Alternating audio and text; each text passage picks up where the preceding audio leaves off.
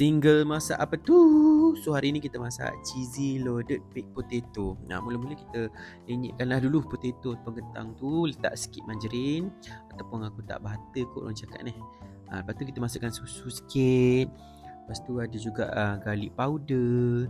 Cuma dalam ni ada juga letak garam dan juga black pepper powder. Tapi aku rasa black pepper powder tak boleh lah. Korang kena letak yang grinded punya tu, yang kasar-kasar sikit kan. Okay, so penyek-penyek dah ni dah cantik. Kau asingkan dulu kat tepi. Okay, yang ni kita nak buat dia punya daging lah. Yang ni kita punya resipi daging cincang. So kau kopekkan, lepas tu kau potong lah. Potong dadu, kita punya onion, bawang besar kan. Dan juga 3 ulas kot bawang putih macam tu. Lebih kurang lah ni, agak-agak je semua.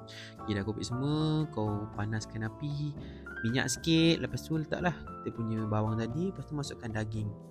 Ni kau letak lah. Yang ni aku letak paprika, black pepper, white pepper, garlic powder, garam sikit. Yang tu dah cukup dah.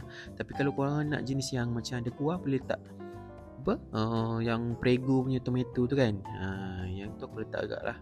Dia punya parsley yang fresh.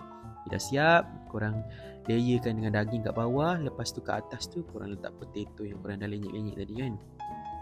Lepas tu nak nampak cantik sikit, kau letak lah kita punya mozzarella ke parmesan ke, yang tu atas kreativiti kau lah. Lepas tu aku bake lah. Yang ni aku guna air fryer je, sebab semua dah masak kan. Kita nak panaskan yang kat atas dia tu. Okay, so dah dapat, dah siap.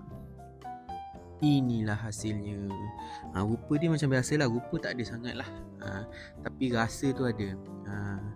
Nampak? Tapi yang ni aku rasa dia punya lagi sedap kalau kita letak yang tomato sauce kot yang bawah tu Sebab kalau yang macam ini dia macam kering sikit. Tapi rasa dia on point jugalah. Cuma aku macam nak kena tekak-tekak Melayu sikit. Aku buka sos Texas tu.